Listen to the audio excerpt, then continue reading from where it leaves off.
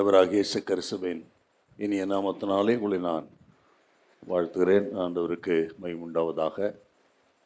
லூக்கா சுவிசேஷம் 23ஆம் அதிகாரம் 41வது வசனம்.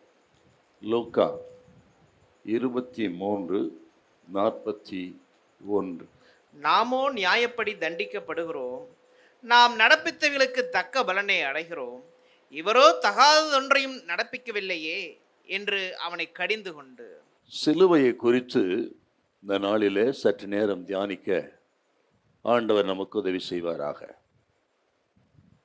அதில் விசேஷமாக சிலுவையில் அறையப்பட்ட 2 கள்ளர்கள், அதில் ஒரு கள்ளனின் ரட்சிப்பை குறித்து, மனம் திரும்புதலை குறித்து இந்த பகுதியில் நம்ம பார்க்குறோம். அவனை நாம் வலது பக்கத்து கள்ளன் என்று அழைக்கலாம். வலது என்று சொன்னாலும் எப்பொழுதும் ஆசீர்வாதம், தேவ சித்தம், திட்டம் அப்படின்னு அர்த்தம்.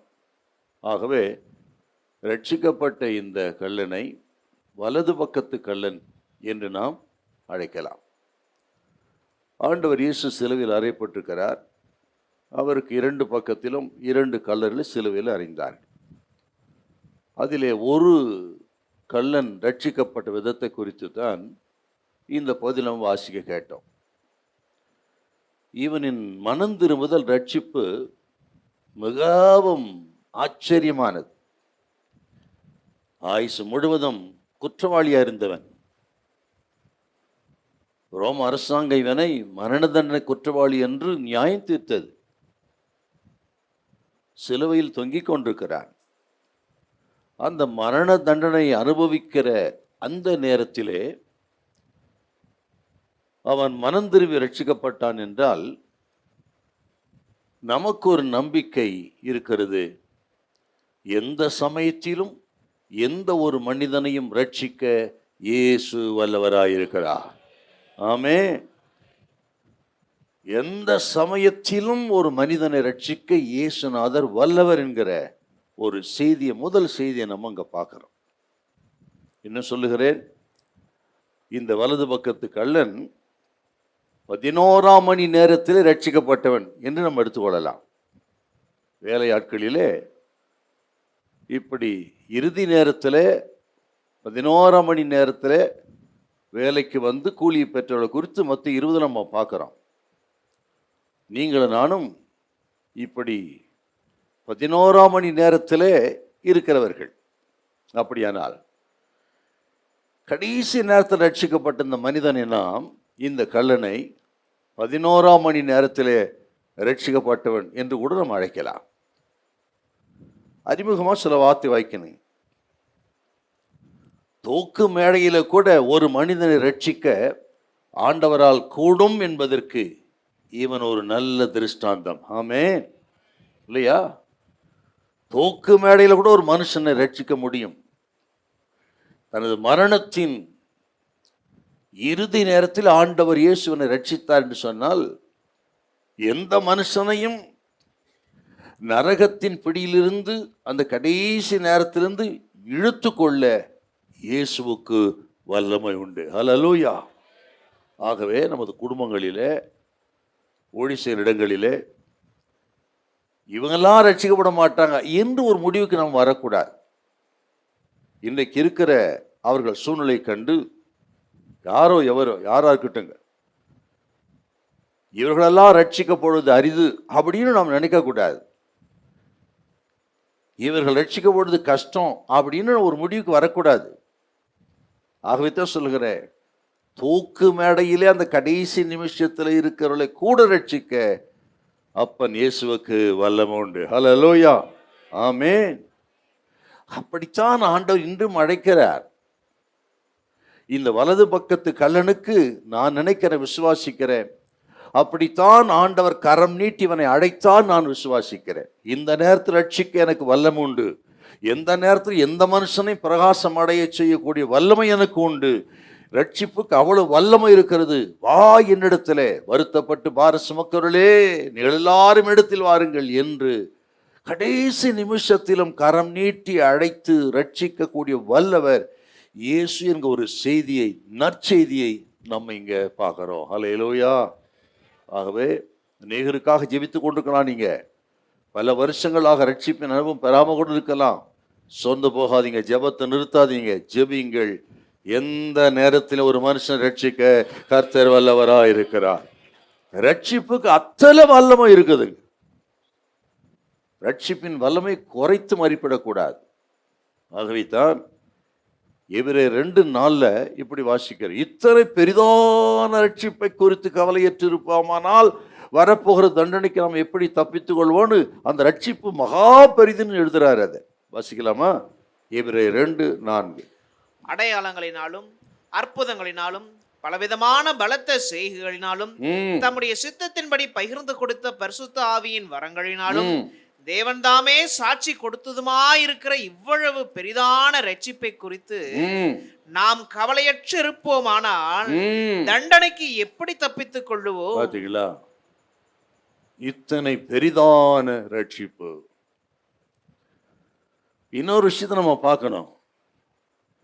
இவனது ரட்சிப்பை குறித்து நாம் தியானிக்கும் பொழுது கடைசி நேரத்தில் பார்த்து கொள்ளலாம் என்று நம்ம நிர்விசாரமும் இருக்கக்கூடாதுங்க. அதையும் கவனிக்கணும். இன்றைக்கு அநேகர் வயசான காலத்தில் பார்த்துக்கலாம் என்று நினைக்கிறாரு.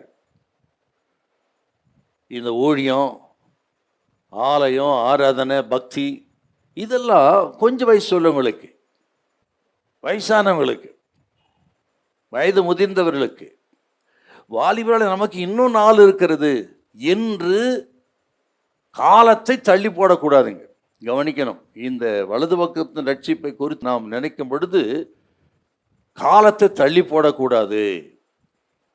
இன்னும் நாள் இருக்கிறதுன்னு சொல்லக்கூடாது. பிறகு பார்த்துக்கலான்னு சொல்லக்கூடாது. கடைசி நேரத்தில் எப்படியாலும் கர்த்தர் கை தூக்கி எடுத்து விடார் என்று கிடைத்த வாய்ப்பை நழுவ விடக்கூடாது என்பதற்கு இவன் ஒரு நல்ல திருஷ்டாந்தம். இவன் ரட்சிப்பை தவறாய் புரிந்து கொள்ளக்கூடாது, தள்ளி போடக்கூடாது. இன்னொன்று நான் சொல்ல விரும்புகிறேன். ஒரு பக்தன் இப்படி சொன்னாருங்க, இந்த வலது பக்கத்து கல்லனுடைய ரட்சிப்பை தவறாய் நீ புரிந்து கொண்டு நீ கள்ளனாக வாழாதே அப்படின்னு சொன்னார். எவ்வளோ அருமையான வார்த்தை அது இல்லைங்களா? ஆகவே பிறகு பார்த்துக்கலாம், இன்னும் நாள் இருக்குது, இப்போ என்ன அவசரம் என்று தள்ளி போட்டு நீ கள்ளனாக வாழாதே. இன்றைக்கே ரட்சணினால், இன்றைக்கே அனுக்கிரக காலம். ஹல்லேலூயா, ஆமென். ஆகவே மனம் திரும்புவதற்கு, சுத்திகரித்து கொள்வதற்கு, பரிசுத்தம் அடைவதற்கு காலத்தை தள்ளி போடாதிருங்கள். எல்லாவற்றுக்கும் ஒரு காலம் உண்டோன்னு பிரசங்கி சொன்னார். நடுவதற்கு ஒரு காலம் உண்டு, நட்டத்தை பிடுங்குவதற்கு ஒரு காலம் உண்டு, கிழிப்பதற்கு ஒரு காலம் உண்டு, கிழித்தது தைப்பதற்கு ஒரு காலம் உண்டு. ஆனால் பரிசுத்தமாய் வாழ்வதற்கு ஒரு காலம் உண்டு, பரிசுத்தம் வாழாதிருக்க காலம் உண்டுன்னு சொல்லலை. என்றால் எப்பொழுதும் பரிசுத்தமாக இருக்கணும், கிடைத்த வாழ்ப்பை தவறவிடக்கூடாது, நம்ம சுத்திகரித்து கொள்ள வேண்டும் என்கிற ஒரு சத்தியத்தை இங்கே நம்ம பார்க்குறோம். ஆகவே இந்த வலது பக்கத்து கள்ளன் இவனுடைய ரட்சிப்பு நம்மெல்லாம் நம் இருதயத்தை ஒரு விசை திருப்பி போடக்கூடியது. கவனிங்க, சுருக்கமாக தான் பேசுவேன், ஆனால் ஒரு ஆழமான கருத்தை இன்றைக்கு மனதில் வைத்து நம்மை நாம் சுத்திகரித்து கொள்வதற்கு கர்த்தர் நமக்கு உதவி செய்வாராக. ஹல்லேலூயா. இந்த கள்ளனுடைய ஏக்கம், இதை சொல்லிட்டு நம்ம குறிப்புக்கு போகலாம். இவனது ஏக்கம் என்னன்னு கேட்டிங்கன்னா, இப்போ சிலுவையில் அறையப்பட்டிருக்கிறான், மரண தண்டனை கொடுக்கப்பட்டிருக்கிறது, சிலுவையில் அறையப்பட்டு மரண தண்டனை நிறைவேற்றப்பட்டு கொண்டிருக்கிறது. இந்த நேரத்திலே சிலுவையில் இருந்து இவன் தப்பிப்பதற்கு வழியில்லை, அப்படி இயேசு இவனை காப்பாற்ற மாட்டார் என்று அவனுக்கு தெரிந்துவிட்டது. ஏனென்றால், ஏன் அதை கூட சொல்கிறேன்னா, இவன் மனம் திரும்புதல் டூ லேட் ஆயிடுச்சு. இவன் மனம் திரும்புதல் ரொம்ப கால தாமதமாகிவிட்டது. முன்னமே மனம் திரும்பிதான் அவன் தப்பித்திருப்பான். ஆனால் இவன் மனம் திரும்புதல் கால தாமதமாகிவிட்டதுனால இவன் ஒரு முடிவுக்கு வந்து விட்டான். இந்த சிலுவை பாடுகள்ல இருந்து நாம் இனி தப்பிக்க முடியாது, இயேசுநாதர் நம்மை காப்பாற்ற மாட்டார். ஆனால் அதே நேரத்தில் தன் ஆத்மாவை குறித்த கவலை, பாரம் அவனுக்கு வந்து விட்டது. நல்லா கவனிக்கணுங்க. இந்த சரீர பிரகாரமாய் அவனுக்கு விடுதலை இல்லை, வருவதற்கு வாய்ப்பில்லை. ஆனால் ஆத்துமாவிலே அவனுக்கு விடுதலை வேண்டும் என்று தன் ஆத்துமாவை குறித்து கவலைப்பட ஆரம்பித்து விட்டான். அவன் மனம் திரும்புவது அங்கதாங்க தொடங்குது. தனக்குள் ஒரு ஆத்மா இருக்கிறது. அந்த ஆத்மா தான் நித்தியத்தை முன்குறிக்கிறது, நித்தியத்துக்கு போகும் பாதை காண்பிக்கிறது. நித்தியத்தை முடிவு செய்வதே நமக்குள் இருக்கிற ஆத்மா என்று அவன் அறிந்து தன் ஆத்மாவை குறித்து கவலைப்படுகிறான். இன்னும் சொல்ல போனால் ஆத்மாவை குறித்து அவன் பயப்படுகிறான். ஆகவேதான் அவனுடைய ஸ்டேட்மெண்ட் எல்லாம் பார்த்தீங்கன்னா தன் ஆத்மாவை குறித்து பயந்து தான் அவன் இப்பொழுது மனம் திரும்புதலுக்கான முயற்சி செய்து வெற்றி பெற்றான் என்றால், கேட்கிற கத்திரி பிள்ளைகள் நம்ம ஆத்மாவை குறித்து தாங்க கவலைப்படும். அதிகமாக நம்ம சரீரத்தை குறித்து தான் கவலைப்படுறோம். ஆனால் ஆத்துமாக்களை குறித்து கவலைப்படுவது ரொம்ப சொற்பம். ஆனால் இந்த நாளிலே ஆண்டவர் சொல்கிறார், நமக்குள்ள இருக்கிற ஆத்துமாவை குறித்து நீங்கள் கவலைப்பட்டு அதை பரிசுத்தம் அடைய முயற்சி எடுக்க வேண்டும். அல்லேலூயா. இல்லை கையை வைச்சாமே. அப்படி ஆத்மாவை குறித்து கவலைப்பட்டு தான் அவன் ஒரு நம்பிக்கையோடு சிலுவையில் இயேசுவின் முகத்தை அவன் பார்க்கிறான். இன்றைக்கும் இந்த நேரத்தில் அப்படி ஒரு நம்பிக்கையோடு, ஒரு சுத்திகரிப்புக்காக, பரிசுத்தத்துக்காக ஒரு நம்பிக்கையோடு அருள்நாதர் இயேசுவின் திருமுகத்தை நோக்கி பார்ப்போம். இந்த நாளிலே நிச்சயமா நான் விசுவாசிக்கிறேன், ஒரு விடியல் நமக்கு உண்டாகும். அல்லேலூயா. ஒரு சுத்திகரிப்பு நமக்கு உண்டாகும், நமக்கு ஒரு பரிசுத்தம் உண்டாகும். ஸ்தோத்திரம். ஆண்டவர் நம்மை ஆசீர்வதிப்பார். நல்ல கையை உயர்த்தி ஹல்லேலூயா. ஆமே. இவன் எப்படி ரட்சிக்கப்பட்டான்? இவ்வளோ பெரிய கள்ளன், கொலகார, மரண தண்டனை குற்றவாளி, இவன் இருதயத்தை அசைத்தது என்ன பார்க்கலாம் இல்லையா? நல்லா இருக்கும் போதே ரட்சிக்கப்பட மாட்டுறாங்க. சிலுவையில் இயேசுவை போலவே தொங்கிக் கொண்டிருக்கிறான். அங்கே மனம் திரும்பி ரட்சிக்கப்படும் என்றால் அவனை அசைத்தது என்ன?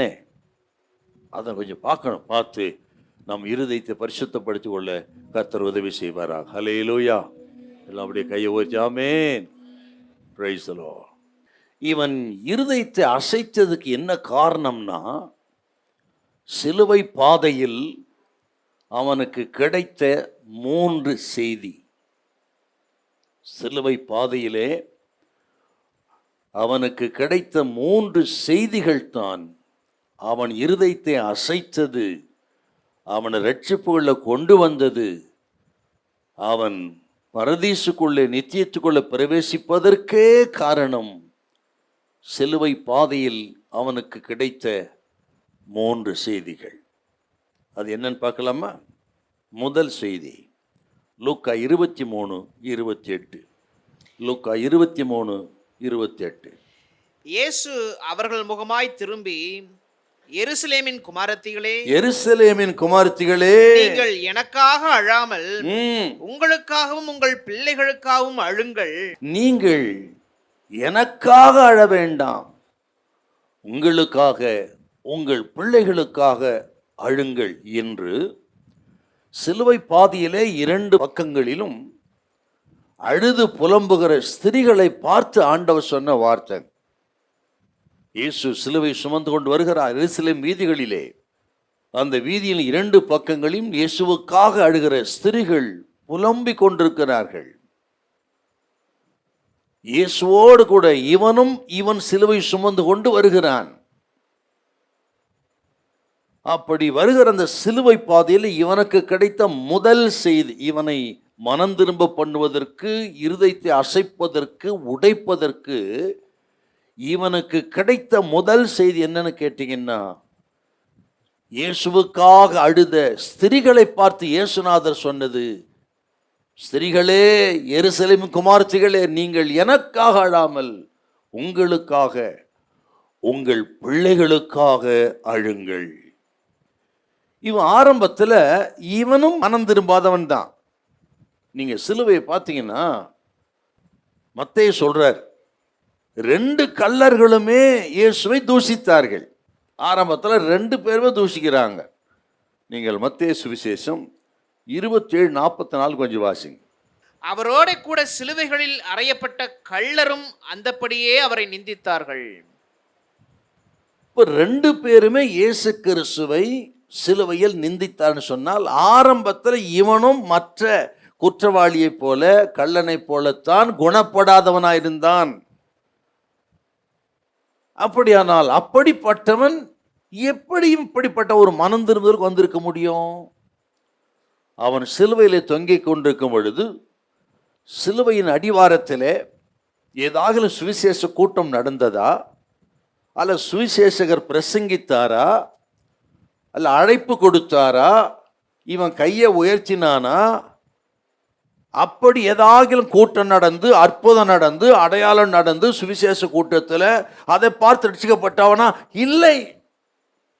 சிலுவையின் அடிவாரத்தில் எந்த கூட்டமும் நடக்கல, அற்புதம் நடக்கல. இவன் எப்படி இவன் இருதயம் அசைக்கப்பட்டு சொன்னால், வருகிற வழியிலே ஆண்டவர் இந்த ஸ்திரீகளை பார்த்து சொன்ன வார்த்தை தான், எருசலேமின் குமாரத்திகளே, நீங்கள் எனக்காக அழாமல் உங்களுக்காக அழுங்கள் என்றால், சிலுவையின் பாதையில இயேசு கிறிஸ்துவின் நடத்தை, இயேசு கிறிஸ்துவின் திவ்ய சுபாவம், இயேசு கிறிஸ்துவின் அன்பு இரக்கம், இதை அவன் பார்க்கறாங்க.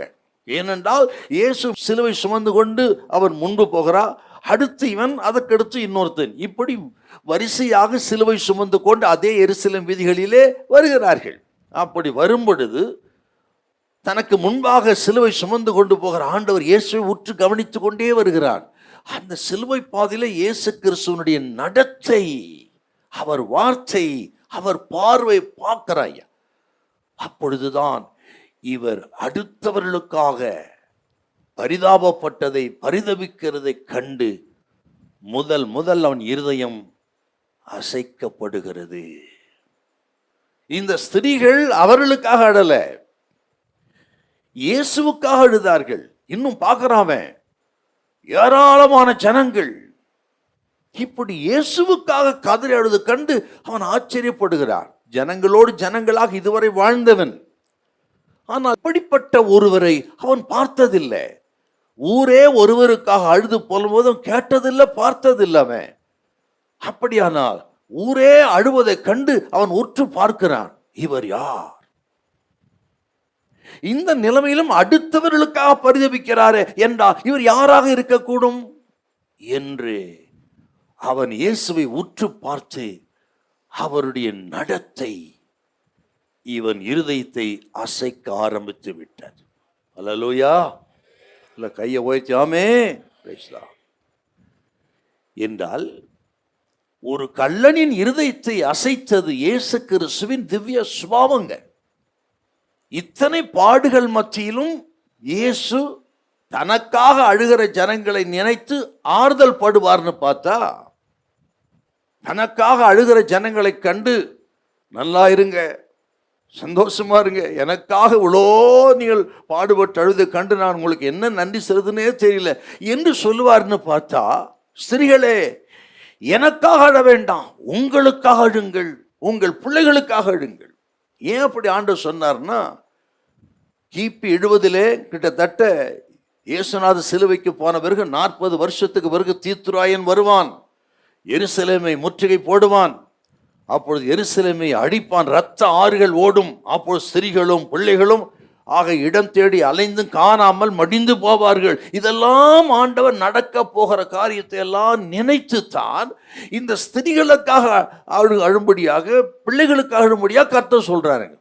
என்றால் இந்த நேரத்திலும் சிலுவைக்கு போகிற பாதையிலும் மற்றவர்களுக்காக பரிதபித்தார் என்றால், இயேசு கிறிஸ்துவை குறித்து அவன் சிந்திக்க ஆரம்பித்து விட்டான். ஆச்சரியமான ஒரு பகுதிங்க இது. ஆண்டவர் இயேசு யாருன்னு கேட்டீங்கன்னா, ரோமர் 15ஆம் அதிகாரம் 2-3 வசனம் சொல்லுது. கொஞ்சம் வாசிக்கலாமா? ரோமர் 15:2-3 வசனம். நம்மில் ஒவ்வொருவனும் பிறனுடைய பக்தி விருத்திக்கு ஏதுவான நன்மை உண்டாகும்படி அவனுக்கு பிரியமாய் நடக்க கடவன். கிறிஸ்துவும் தமக்கே பிரியமாய் நடவாமல் உம்மை நிந்திக்கிறவருடைய நிந்தைகள் என்மேல் விழுந்தது என்று கிறிஸ்து தமக்கே பிரியமாய் நடவாமல் உலகத்தில் வாழ்ந்தார். அந்த வாழ்க்கையை அவன் சிலுவை பாதையில பார்க்கறாங்க. அவரது தாழ்மையை பார்க்கிறான். அடுத்தவர்களுக்காக பரிதவிப்பதை பார்க்கிறான். 40 வருடங்களுக்கு பிறகு நடக்கப் போகிற தீர்க்க தரிசன சம்பவத்தை மனதில் கொண்டு அதற்காக அழும்படி ஸ்திரீகளுக்காக பரிதாபப்படுவதை அவன் பார்க்கிறான். பார்த்துதான் இருதயம் அசைக்கப்பட்டவனா இப்போ தொடர்ந்து சிலுவை பாதையில பார்த்துக்கிட்டே வரான். இதே காட்சி அடுத்த கல்லனுக்கும் இருந்தது. அவனும் இதைத்தான் பார்த்தான், அவனும் பார்த்து கொண்டு வருகிறான். ஆனால் அவன் அது அசைக்கலைங்க. அப்படின்னா என்ன காரணம் நினைக்கிறீங்க? ஒருவனை சிலுவை பாதை அசைக்கிறது, ஆனா இன்னொருவனை அசைக்கலைன்னா அதுக்கு பேர் தாங்க கிருபை. புரிஞ்சுதுங்களா உங்களுக்கு? அதுக்கு பேர் தாங்க கிருபை. கிருபைக்கு அர்த்தமே சொல்ல முடியாது. நீங்க யாக்கோபை சிநேகித்தேன், ஏசாவையோ வெறுத்தேன் என்று மல்கியாவில் ஆண்டவர் சொல்றார்.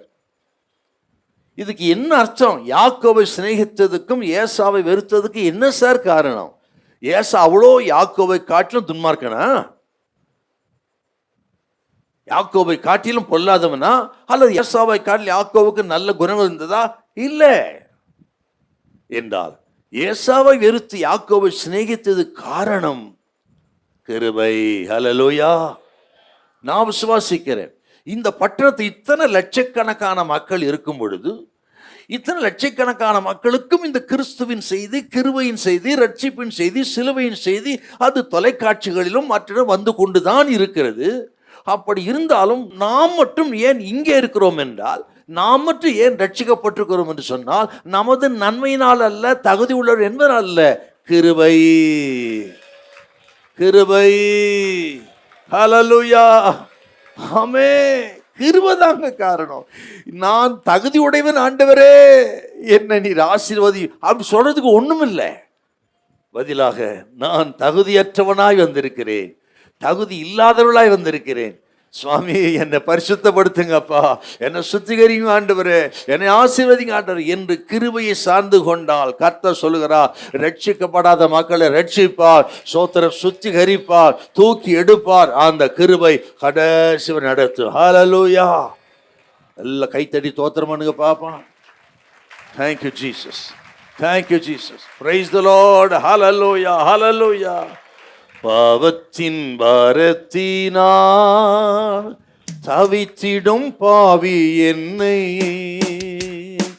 நின் கிருபை பிரவாகத்தால் தேற்றிடும் இயேசுநாதா, நின் கிருபை பிரவாகத்தால் தேற்றிடும் இயேசுநாதா, குமாரனை போ இந்த கிருபையை நினைச்சு பாடுங்க.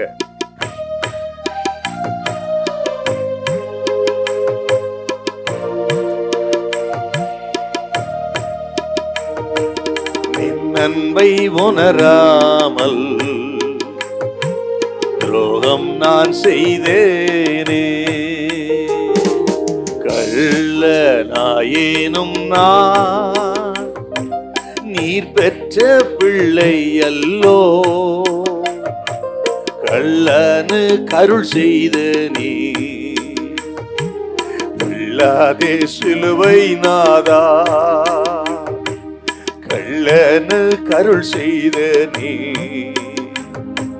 தள்ளாதே சிலுவை நாதா. தந்தை தாய் தமையரெல்லாம் என்னை கைவிடுவார்கள், சாகும் நாளில் தாங்குவார், நீரல்லால் யாரும் இல்லை, சாகும்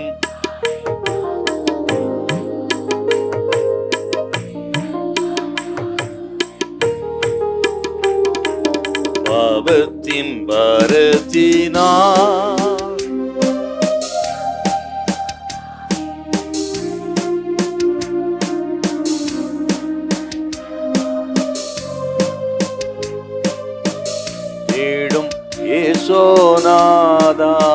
கரங்களை உயர்த்தி நின் கிருபை பிரவாகத்தா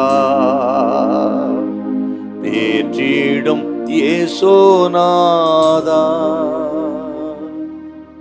இந்த முதல் செய்தி சிலுவை பாதையில் இயேசு கிறிஸ்துவின் நடத்தை, மற்றவர்களுக்காக பரிதபித்த அந்த இரக்கம் அவனை அசைக்க ஆரம்பித்தது. சரி, அப்படி சுமந்துக்கிட்டே வரான். இப்போ ரெண்டாவது செய்தி அவனுக்கு கிடைக்கிறது. அவனை அசைத்த இரண்டாவது செய்தி லூக்கா 23:34. அப்பொழுது இயேசு, பிதாவே, இவர்களுக்கு மன்னியும், தாங்கள் செய்கிறது இன்னதென்று அறியாதிருக்கிறார்களே என்றார். அப்படியே சிலுவை சுமந்து கொண்டு இயேசுக்கு அடுத்தபடியாக சுமந்து கொண்டு கல்வாரி மேட்டுக்கு வந்து விட்டார்கள். இயேசுவும் மற்ற 2 கைதிகளும். இப்பொழுது இயேசு கிறிஸ்துவை சிலுவையில் அறைகிற நேரம் வந்துவிட்டது. ரோம போர்ச்சவர்கள் கைகளில் ஆணிகளையும் சுத்தியிலும் எடுத்துக்கொண்டு ஆக்ரோஷமாக வருகிறார்கள். இயேசுவை பிடித்து இந்த மரச்சிலுவையிலே அவர் முதுகை சிலுவையின் மேல் கிடத்தி கைகள் கால்களை கட்டினார்கள். கைகளிலே ஆணிகளை அடித்தார்கள், கால்களிலே ஆணிகளை அடித்தார்கள். இப்படி அடித்து கொண்டிருக்கும் பொழுதே இவனுக்கு 2வது செய்தி வருகிறது. ரோம போர்ச்சவர்கள் இயேசுவை சிலுவையில் அடித்துக் கொண்டிருக்கும் பொழுதே அவர் ஜெபிக்கிறார், பிதாவே, இவர்களுக்கு மன்னியும், தாங்கள் செய்கிறது இன்னதென்று அறியாதிருக்கிறார்களே. நம்ம நினைக்கிறோம் சிலுவையில் அறிந்த பிறகுதான் இயேசு இப்படி ஜெபம் பண்ணான்னு. இல்ல, இன்னொரு மூல வாக்கியம் சொல்லுகிறது, ஒரு முறை மட்டும் இப்படி ஜெபம் பண்ணலையா, ஒவ்வொரு விஷயம் கைகளில் ஆணிகளை அடிக்கும் பொழுது, கால்களில் ஆணிகளை அடிக்கும் பொழுது, தூக்கி நிறுத்தின பொழுது, அவர் தொங்கும் பொழுது, ஒவ்வொரு காலகட்டத்திலும் இந்த ஜெபத்தை திரும்ப திரும்ப செய்தாராம். பிதாவே, இவர்களுக்கு மன்னியும், தாங்கள் செய்கிறது இன்னதென்று அறியாதிருக்கிறார். இப்படி இயேசு கிறிஸ்துவை சிலுவையில் அறையும் பொழுது இப்படி ஆண்டவர் ஜெபத்தை எடுக்கிறார். சிலுவையில் நிறுத்திட்டார், கொண்டு நிறுத்திட்டாங்க. அடுத்தது 2 பேரையும் அதை போலவே சிலுவையில் அறைந்து 2 பக்கத்து 2 பேரை நிறுத்திட்டாங்க. அப்படி நிறுத்தின பொழுது இவனை சிலுவையில் அறைந்த பொழுது, இந்த சிலுவை கொடுமை குறித்து நீ பார்த்தீங்கன்னா ஆச்சரியப்படுவீங்க, உள்ளமெல்லாம் உடைஞ்சிருங்க. எப்போ சிலுவை குறித்து பேசும்போது என்னை கண்ட்ரோல் பண்ணி தான் நான் பேசுவேன். அப்படி அந்த காட்சி, அந்த கல்வாரி மேட்டிலே சிலுவையை நிறுத்தும் பொழுது அந்த குற்றவாளிக்கு உண்டாகிற வேதனை விவரிக்கவே முடியாதுன்னு சொல்றாங்க. முழு சரீர பாரத்தை அந்த ஆணிகள் தாங்கும் பொழுது அதை பொறுக்க முடியாத ஒரு வேதனையில துடிப்பார்கள் என்று எழுதுறாங்க. இயேசு சிலுவையில் தொங்குகிறார். அடுத்து இவனுக்கும் அடுத்தவனுக்கும் நடந்து அவர்களும் தொங்குகிறார்கள். இந்த நேரத்தில் என்ன நடக்கும்னு கேட்டீங்கன்னா, அதுதான் இவன் இருதயத்தை அசைத்த செய்தி. இப்படி சிலுவையில் அறையப்பட்டவர்கள் என்ன பண்ணுவாங்கன்னா, அவர்கள் சபிப்பார்கள் ரோம போர் சேவகரை, அல்லது அவர்களை இந்த நிலைமைக்கு ஆளாக்கினவர்களை தூஷிப்பார்கள், சபிப்பார்கள், முறுமுறுப்பார்கள், என்னெல்லாம் செய்ய முடியும் அத்தனையும் செய்வார். அதுதாங்க சிலுவையில் நடக்கிற காரியம். இவனும் அப்படித்தான் ஆரம்பத்தில் சபித்திருக்கிறான், தூஷித்திருக்கிறான், முறுமுறுத்திருக்கிறான். அப்படிப்பட்ட சூழ்நிலையில் தான் தூக்கி நிறுத்தி இருக்கிறார்கள். இப்படி சபித்து கொண்டிருக்கும் பொழுதே, முறுமுறுத்து கொண்டிருக்கும் பொழுதே, தூஷித்து கொண்டிருக்கும் பொழுதே இயேசுநாதர் ஜெபம் பண்றாரு. இயேசுநாதர் தூஷிக்கவில்லை, சபிக்கவில்லை, முறுமுறுக்கல, யாரையும் கண்டித்து கொள்ளல. மாறாய் அவர் வாயிலிருந்து வந்த வார்த்தைகள் இவனை அசைத்து விட்டது. பிதாவே, இவர்களுக்கு மன்னியும், தாங்கள் செய்கிறது இன்னதென்று அறியாதிருக்கிறார்களே. இந்த வார்த்தை அவன் எதிர்பார்க்கலங்க. தூஷித்து கொண்டிருக்கிறவன் அதே பாடுதான் அவருக்கும். ஆனால் அவரோ அடித்தவர்களுக்காய் இயேசு ஜெபிக்கிறார். இதுதான் அவனை அசைத்த இரண்டாவது செய்தி. இந்த நிலைமையிலும் மன்னிக்க முடியுமா? இந்த நிலைமையிலும் மன்னிப்புக்கான ஜெபத்தை சிலுவையில் ஏறெடுக்க முடியுமா? அவன் நினைக்கிறாங்க அப்படி. நான் தூஷிக்கிறேன், அடுத்தவன் தூஷிக்கிறான். இப்ப தூஷிக்கிற மத்தியிலேயே இயேசு ஜெபிக்கிறாரே அப்படின்னு அவன் இருதயம் அசைக்கப்பட்டது.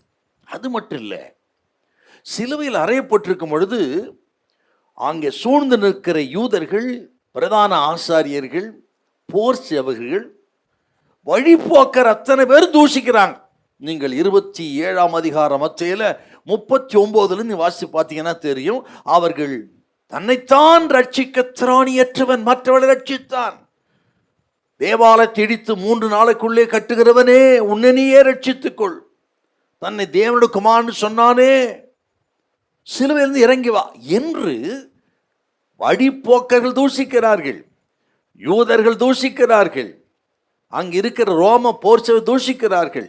இப்படி தூஷித்து கொண்டிருப்பதை அவன் பார்க்கறாங்க. அதுல ஒரு வார்த்தை ஈட்டிய போல இவன் இருதயத்தை வந்து குத்திவிட்டது. அவங்க என்ன சொன்னாங்க? 27:42 27:42 மற்றவர்களை ரட்சித்தான், மற்றவர்களை ரட்சித்தான், தன்னைத்தான் ரட்சித்துக் கொள்ள தன்னைத்தான் ரட்சித்துக் கொள்ள திராணி இல்லை. இயேசுவை தூஷிக்கும் போது கூட என்ன சொல்றாங்க? மற்றவர்களை ரட்சித்தா. அதுதாங்க சொன்னா. என்றால் இயேசுநாதர் மற்றவரை ரட்சிக்க கூடுமானால் என்னை ஏன் ரட்சிக்க முடியாது? மற்றவர் ரட்சித்தவர் என்னையும் ரட்சிப்பார், ரட்சிக்க கூடும் என்கிற ஒரு நம்பிக்கை வந்து தான் ஆண்டவர் நோக்கி பார்க்கறாங்க. அதுதான் இவன் அசைத்த இரண்டாவது செய்தி. என்னையும் ரட்சிக்க அவரால் கூடும், என்னையும் பரிசுத்தப்படுத்த அவரால் கூடும், என்னையும் சுத்திகரிக்க அவரால் கூடும், என்னையும் தூக்கி நிறுத்த அவரால் கூடும்.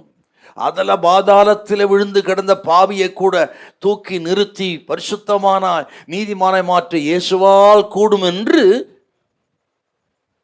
அவனை போல் மட்டுமல்ல, நாமும் நினைத்து விசுவாசித்து சிலுவைக்கு வந்து விட்டா இப்பவே நம்ம பரிசுத்தப்படுத்த கர்த்தர் வல்லவராக இருக்கிறார். நல்ல கையை வைத்து ஹல்லேலூயா, ஆமென். அப்படியானால் என்னையும் அவர் ரட்சிக்க கூடும். அவன் ஒரு யூதங்க, அவனுக்கு பழைய ஏற்பாடு நல்லா தெரியும், சரித்திரம் நல்லா தெரியும் அவனுக்கு. இப்படி அடித்தவர்களுக்காக தூஷிக்கிறவர்களுக்காக ஜெபிக்கிறாரே. தாவீது கூட இப்படி ஜெபிக்கவில்லையே. முற்பிதாக்களை தலை சிறந்தவர் தாவீது. தாவீது கூட சத்துருக்களுக்காக இப்படி ஜெபம் பண்ணலையே. எலியா கூட ஜெபம் பண்ணலையே. தீர்க்கதரிசி, பெரிய தீர்க்கதரிசி எலியா கூட ஜெபிக்கவில்லை. மாறாக வானத்திலிருந்து அக்கினி இறக்கி பட்சித்து போட்டார். ஆனால் இவரோ இப்படி ஜெபிக்கிறாரே, மன்னிப்புக்காக ஜெபிக்கிறாரே என்று அவன் நினைத்து தன்னை உணர்ந்து என்னையும் அவர் ரட்சிக்க கூடும் அப்படின்னு முடிவுக்கு வந்து தான் இப்போ ஆண்டவர் ரொம்ப உற்று பார்க்கறாங்க. இப்படி இருதயம் அசைக்கப்பட்டதன் விளைவு தான்.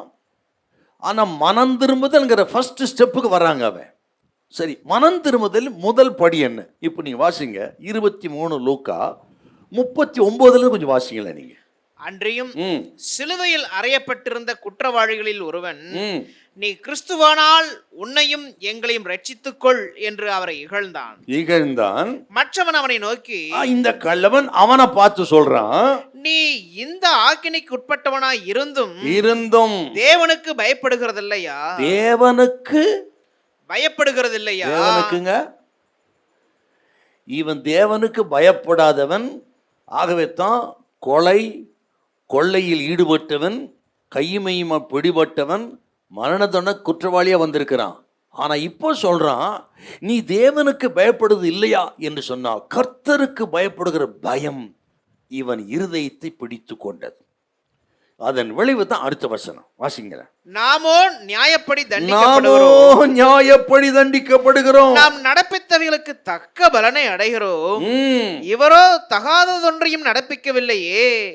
நாமோ நியாயப்படி தண்டிக்க, தன் குற்றத்தை பாவத்தை, அக்கிரமத்தை அவன் ஒத்துக்கொண்டான்.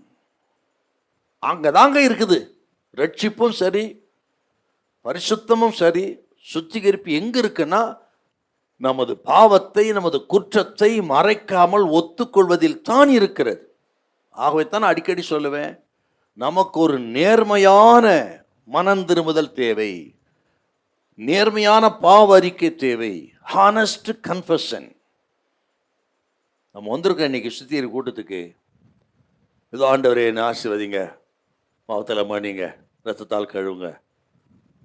ஒரு நேர்மையான ஒரு சுத்திகரிப்பு வேணும், நேர்மையான பாவரிக்கை. அவன் சொல்றான் பார்த்தீங்களா, நாமோ நியாயப்படி நான் தண்டிக்கப்படுவது, சிலுவைக்கு வந்தது மரண தண்டனை நியாயம், அதுக்கேற்ற கிரமத்தான் செய்திருக்கிறேன், அது நியாயம். அங்கதாங்க மன்னிப்போம் ரட்சிப்பும் தொடங்குதுங்க.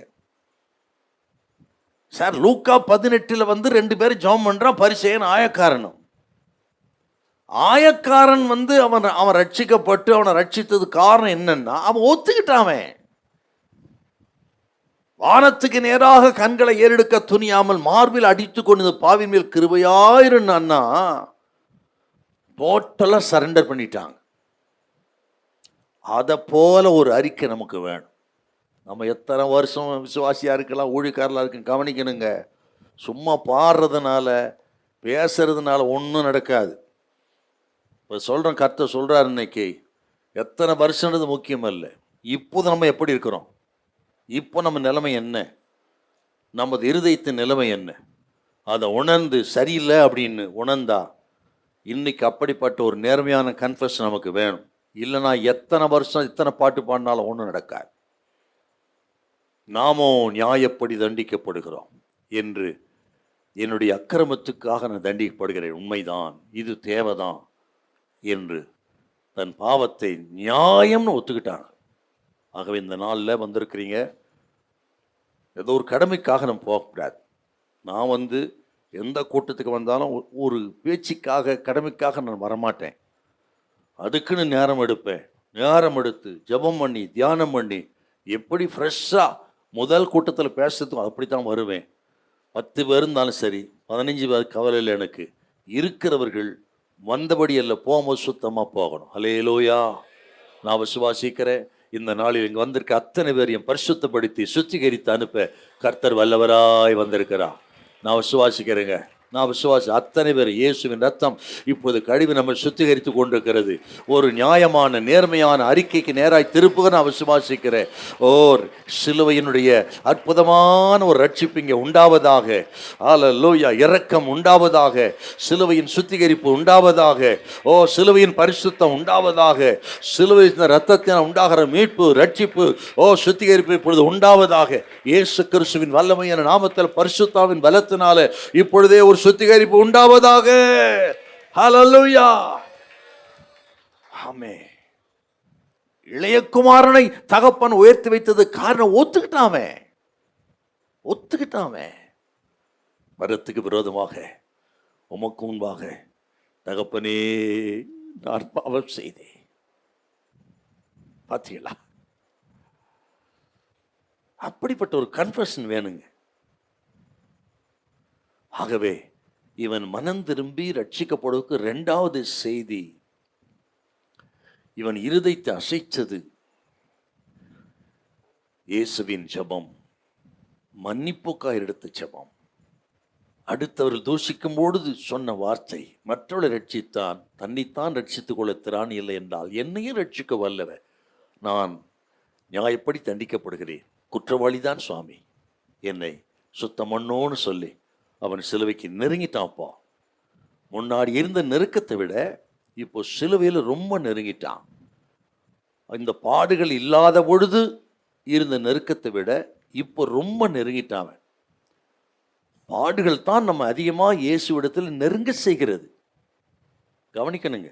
ஏன் எனக்கு பாடு அப்படிலாம் நம்ம பேசுகிறோம், ஆனால் நாம் அனுபவிக்கிற பாடுகள் தான் இன்னும் இன்னும் நம்மை இயேசுக்கு நேராய் திருப்புகிறது. இயேசுவோடு கிட்டி சேர்ப்பதுக்கு தாங்க நமக்கு பாடுகள். நம்ம நினைக்கிறோம் இந்த பாடுகள் தான் ஆண்டவர் நம்ம தூரப்படுத்திடுறாரு, ஆண்டவர் நம்மை ஆண்டவருக்கு நமக்கும் டிஸ்டன்ஸ் அதிகமாக இருக்குது, தூரப்படுத்துகிறார். பாடுகள் ஆண்டவர் நம்ம பிரிக்கிறன்னு நினைக்கிறோம். நோ நோ நோ நோ, கிடையாது. எவ்வளவு பாடுபடுகிறீர்களோ அவ்வளவுக்கு அவ்வளவு இயேசுவோடு நாம் நெருங்குகிறோம். ஹல்லேலூயா, ஆமென். நல்ல கையை ஓய்ச்சு ஆமென். ஹல்லேலூயா, பிரைஸ் தி லார்ட், ஹல்லேலூயா. நித்தியவாசியாகிய தேவன் நொறுக்கப்படும் இருதயத்துக்குள்ளே தான் வந்து வாசமா இருக்கிறார் என்றார்.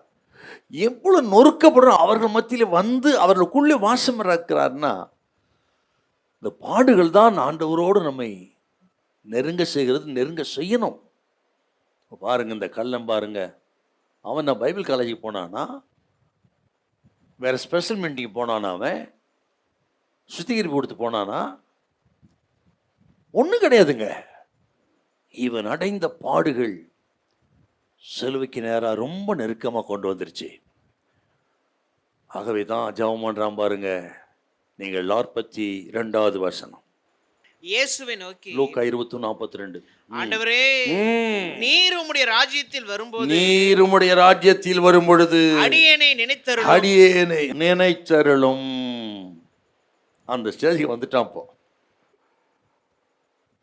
அந்த 2வது செய்தி இவனை இயேசுவிடத்தில் நெருங்க வைத்தது. ரட்சிப்புக்கான முதல் வார்த்தையை அவன் பயன்படுத்துறான், ஆண்டவரே. இது சாதாரண வார்த்தை கிடையாதுங்க. நம்ம சொல்லிட்டு பேசிட்டு போயிரு ஆண்டவரேன்னு சொன்னாங்க. அவன் ஆண்டவரே ஆண்டு நினைத்தருளும்.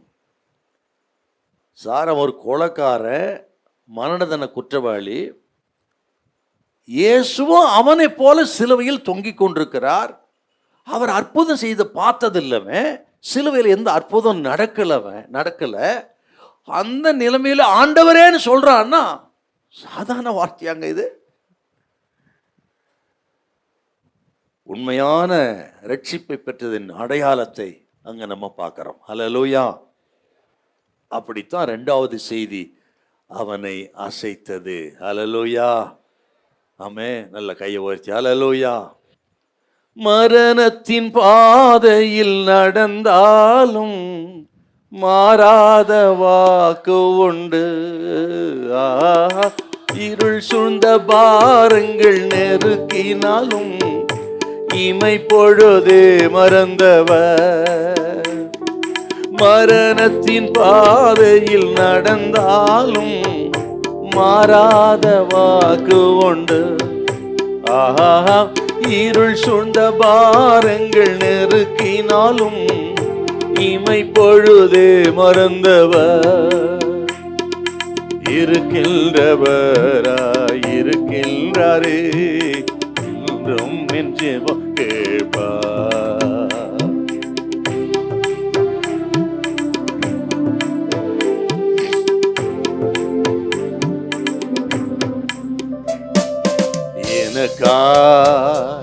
கதரும் என் இயேசு நல்லவரே,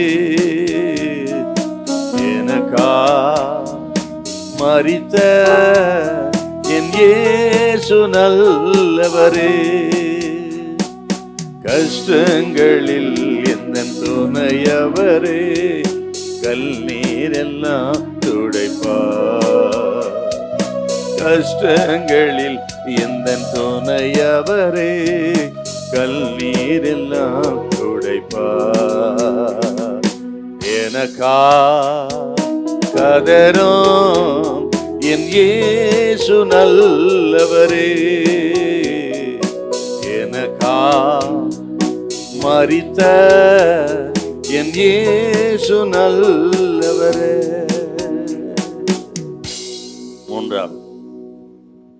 மூன்றாவது செய்தி அவனுக்கு வருது. அப்போதான் டோட்டலாக அவன் சரண்டர் பண்ணி ரட்சிக்கப்படுறான். அந்த 3வது செய்தி என்ன? யோவான் 19ஆம் அதிகாரம் 19வது வசனம். யோவான் 19:19. பிலாத்து ஒரு மேல் விலாசத்தை எழுதி சிலுவையின் மேல் போடுவித்தான். அதில் நசரேயனாகிய இயேசு யூதருடைய ராஜா என்று எழுதியிருந்தது. இயேசு யூதருடைய ராஜா. சிலுவையில் தொங்குகிறவர் யார், என்ன செஞ்சான்னு சொல்றதுக்கு அந்த நாட்களில் தேசாதிபதி இந்த விவரத்தை மக்களுக்கு சொல்றதுக்கு அப்படி மேல் விலாசத்தை எழுதி சிலுவைக்கு மேலே தொங்கிடுவாங்க. ஏன்னா அது அந்த சிலுவையில் அறையப்பட்ட இடங்கிறது ஒரு பிரதான சாலைக்கு அருகிலே இருக்குது. போகிற வருகிறவர்களுக்கெல்லாம் தெரிவதற்காக அப்படி வழக்கம். இப்போ இயேசு கிறிஸ்துவை குறித்து இவன் மேல் விசாலத்தை எழுதி அவன் ஆணி அடித்து மாட்டுறான், இயேசு யூதருக்கு ராஜா அப்படின்னு சொல்லி. இந்த கள்ளன் அப்படியே சிலுவையில் தொங்கும் பொழுதெல்லாம் சிலுவை இருக்கிறவங்கெல்லாம் பார்த்துட்டே வருகிறான். அப்படியே அவன் கண்கள் நோட்டம் விடுகிறது. தூஷிக்கிறார்கள் ஒரு பக்கம், பிரதான ஆசை தலையை துலுக்குகிறார்கள், போக்குவரத்தில் இருக்கிறவெல்லாம் தூஷிக்கிறான், பக்கத்தில் இருக்க தான் கூடவே வந்த குற்றவாளி கள்ள அவனும் தூஷிக்கிறான். இதெல்லாம் அவன் கண்கள் பார்த்து கொண்டே இருக்கும் பொழுது திடீரென அந்த மேல் விசாலத்தின் மேல் அவன் கண்கள் பதிகிறது. அதை பார்த்த உடனே ஒரு ஈட்டியை போல் அவன் இருதயத்தில் அது குத்துகிற வாசகமா இருக்கிறது, இயேசு யூதருக்கு ராஜா.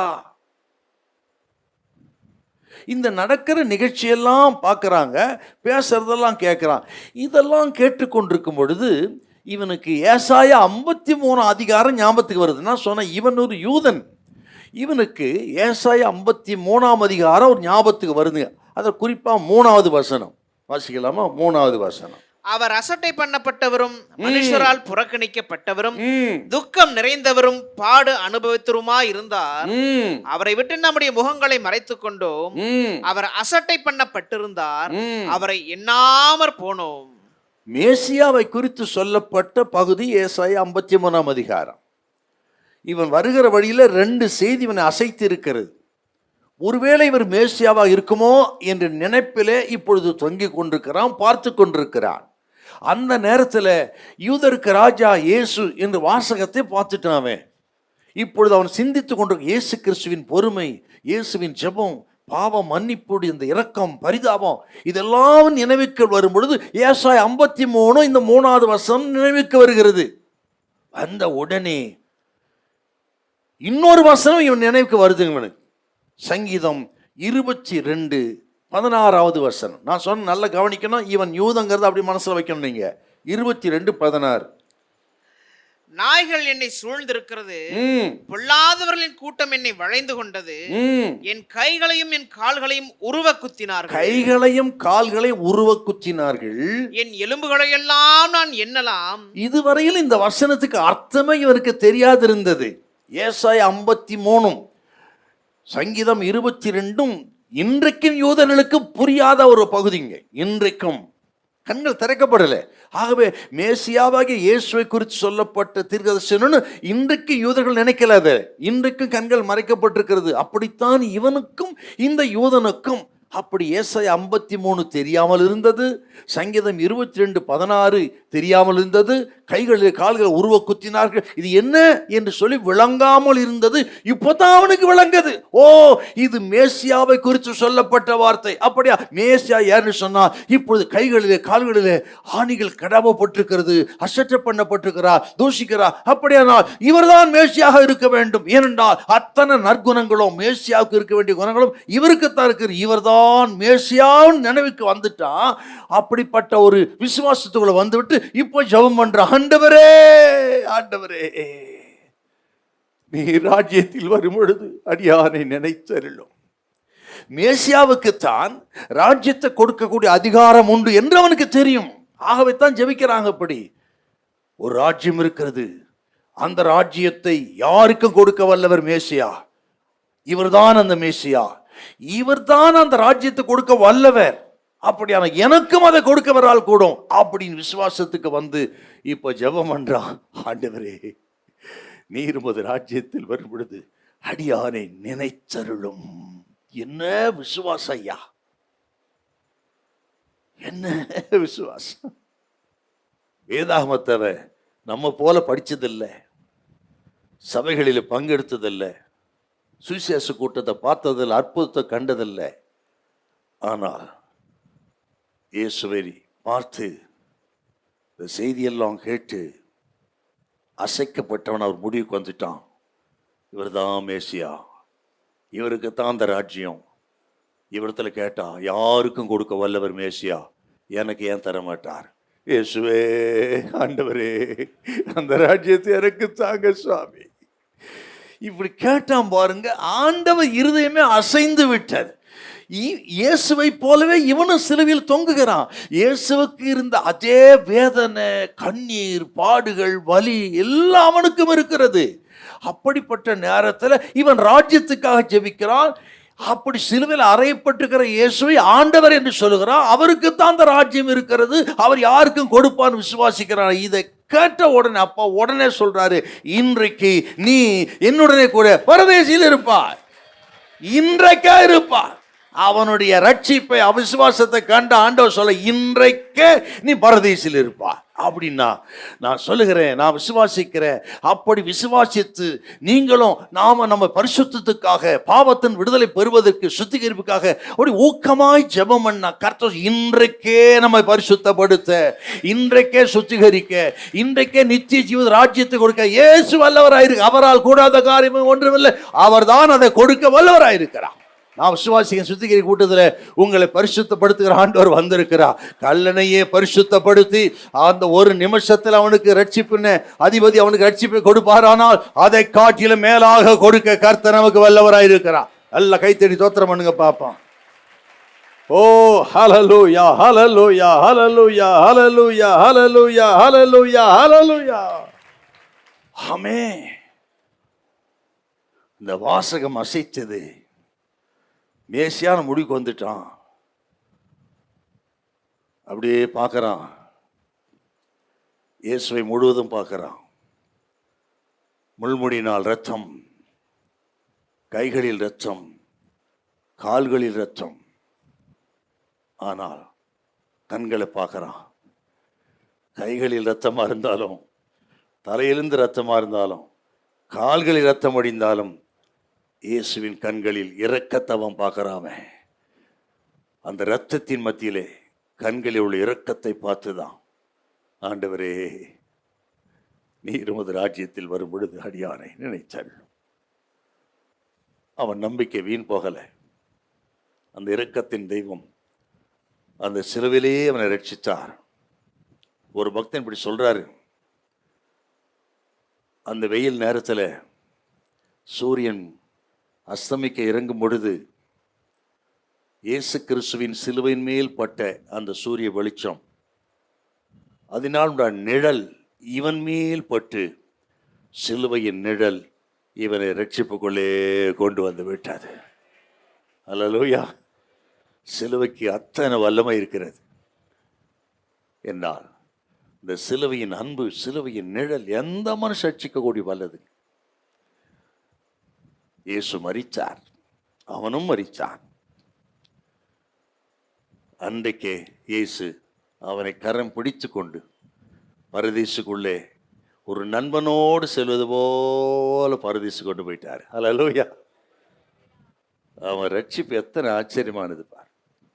நான் என்ன சொல்றேன்னா, அவனுக்கே அப்படிப்பட்ட ஒரு இரக்கத்தை காண்பிப்பார் என்றால் அதை காட்டிலும் மேலாக நமக்கு காண்பிக்க இயேசுநாதர் வல்லவராயிருக்கிறார். இல்லை கைத்தறி தோத்திரம் பண்ணுங்க பாப்போம். Praise the Lord, hallelujah. அந்த சிலுவைநாதர் இன்றைக்கு நம்ம ரட்சிக்க, நம்ம பரிசுத்தப்படுத்த வல்லவராக வந்திருக்கிறார். கள்ளனுக்கு உதகினர், நமக்கு இரக்கம் செய்ய கர்த்தர் வல்லவர். நான் விசுவாசிக்கிற இப்போவே அந்த ரத்தம் இறங்கி வந்து நம்மை பரிசுத்தப்படுத்துவதற்காக எல்லாம் தோத்திரம் பண்ணுங்க. வாயை திறந்து எல்லாம் தோத்திரம் பண்ணுங்க. எவ்வளோ இந்த கள்ளனுடைய ரட்சிப்பு ஆச்சரியமானது.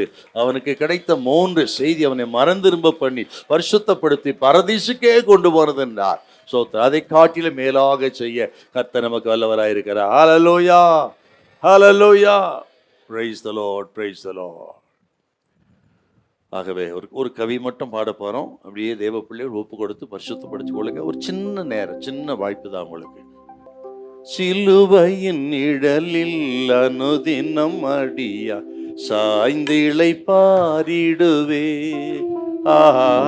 சிலுவையின் நிழலில் அனுதினம் அடியா சாய்ந்திளை பாரிடுவே. சிலுவையின் அன்பின் மறைவில் கிருபையின் இனிய நிழலில், கிருபையின் அன்பில் மறைவில், கிருபையின் இனிய நிழலில், ஆத்துமனேசரின் அருகில், ஆத்துமனேசரின் அருகில் அடைகிறேன் ஆறுதல் மனதில், சிலுவையின் நிழலில் அனுதினம் அடியா சாய்ந்திளை பாரிடுவே. ஆஹா, சிலுவையின் நிழலில் அனுதினம் அடியா சாய்ந்திளை பாரிடுவே. எழுந்திருக்கலாமா? எல்லாம் கைத்தட்டி தோத்திரம் பண்ணுங்க. எல்லாம் தோத்திரம் பண்ணு. Price the Lord. காலத்தை தாழ்த்தி நம்ம யாரும் கள்ளனா போகப்படாது. இன்னும் காலம் இருக்குது, காலத்தை கடத்தப்படாது. இன்றைக்கே ரட்சணிய நாள், இன்றைக்கு அனுக்கிரக காலம். எதுவா இருக்கட்டுங்க, அப்படியே சரண்டர் பண்ணுங்க, ஒப்பு கொடுங்க. இப்பவே பரிசுத்தப்படுத்த தூக்கி எடுக்க கர்த்தர் வல்லவர். பயப்படாதே, உனக்காக கர்த்தர் பேசி இருக்கிறார். Thank you Holy Spirit, thank you Holy Spirit, thank you. எந்த மனுஷனை பிரகாசிப்பிக்கிற மெய்யான ஒளி இயேசு இங்கே வந்திருக்கிறார். Oh hallelujah, praise the Lord.